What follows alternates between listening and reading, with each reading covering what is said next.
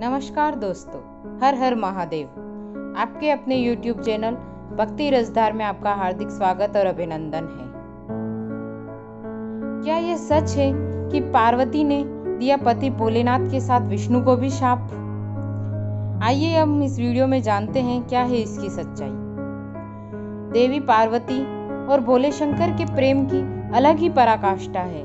यह उनके प्रेम का स्वरूप ही है कि भोलेनाथ के आधे अंग पर माँ पार्वती विराजती है और वह एक अर्धनारीश्वर महादेव कहलाते हैं। लेकिन एक बार कुछ ऐसा हुआ कि देवी पार्वती ने भोलेनाथ को शाप दे दिया।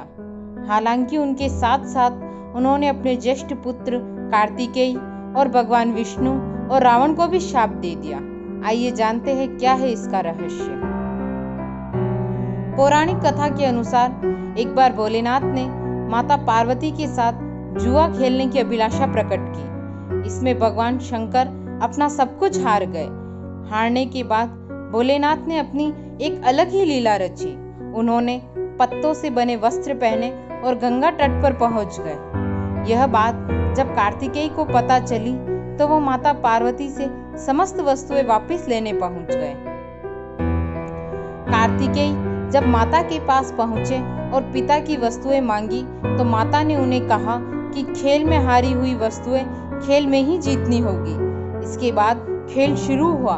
इस बार खेल में पार्वती जी हार गई तथा कार्तिकेय जी जीत गए और वह भगवान भोलेनाथ का सारा सामान लेकर वापस चले गए। इधर पार्वती जी भी चिंतित हो गई कि सामान भी गया और पति भी दूर हो गए। पार्वती जी ने अपनी व्यथा अपने प्रिय पुत्र गणेश को बताई। माँ की पीड़ा सुन रहे गणेश जी इसका समाधान समझ चुके थे और स्वयं खेल खेलने भोलेनाथ के पास पहुंचे। इस बार भोलेनाथ जी के साथ गणेश जी खेल रहे थे। इसमें गणेश जी जीत गए और लौटकर उन्होंने अपनी जीत का समाचार अपनी माता को सुनाया। इस पर पार्वती बोली उन्हें अपने पिता को साथ लेकर आना चाहिए था। इसके बाद गणेश जी एक बार फिर भोलेनाथ की खोज में निकल पड़े। भोलेनाथ से उनकी भेंट हरिद्वार में हुई। उस समय भोलेनाथ भगवान विष्णु व कार्तिकेय के साथ भ्रमण कर रहे थे। पार्वती से नाराज भोलेनाथ ने लौटने से मना कर दिया। भोलेनाथ के भक्त रावण ने गणेश जी के वाहन मूषक को बिल्ली का रूप धारण करके डरा दिया। मूषक गणेश जी को छोड़कर भाग गए। इधर भगवान विष्णु ने भोले शंकर की इच्छा से पासा का रूप धारण कर लिया। गणेश जी ने माता के उदास होने की बात भोलेनाथ को कह सुनाई। इस पर भोलेनाथ बोले कि हमने नया पासा बनवाया है। अगर तुम्हारी माता पुनः खेल खेलने को सहमत हो तो मैं वापस चल सकता हूँ। गणेश जी के आश्वासन पर भोलेनाथ माता पार्वती के पास पहुँचे और खेलने को कहा। इस पर माता पार्वती ने भोलेनाथ से पूछा कि अब उनके पास खेल में हारने के लिए क्या है। माता पार्वती की यह बात सुनकर भोलेनाथ चुप हो गए। इस पर नारद जी ने अपनी वीणा उन्हें सौंप दी। इस खेल में भोलेनाथ हर बार जीतने लगे। एक दो पासा फेंकने के बाद गणेश जी सारी बात समझ गए। उन्होंने पासे रूप में भगवान विष्णु का रहस्य माता पार्वती को बता दिया। यह सब सुनकर माता पार्वती को क्रोध आ गया।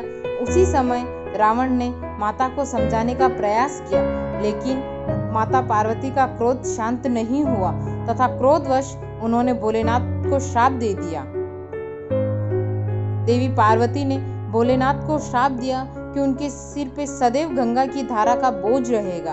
इसके बाद भगवान विष्णु को यह श्राप दिया कि यह रावण जो आज तुम्हारे हर खेल में बराबर का साझीदार रहा, यही एक दिन तुम्हारा शत्रु होगा। फिर उन्होंने रावण को यह श्राप दिया कि जिसकी आज उसने मदद की है वही विष्णु एक दिन उसका अंत करेंगे। देवी पार्वती का क्रोध यही खत्म नहीं हुआ। उन्होंने अपने ज्येष्ठ पुत्र कार्तिकेय को भी श्राप दिया। उन्होंने कार्तिकेय को हमेशा बाल रूप में रहने का श्राप दे दिया।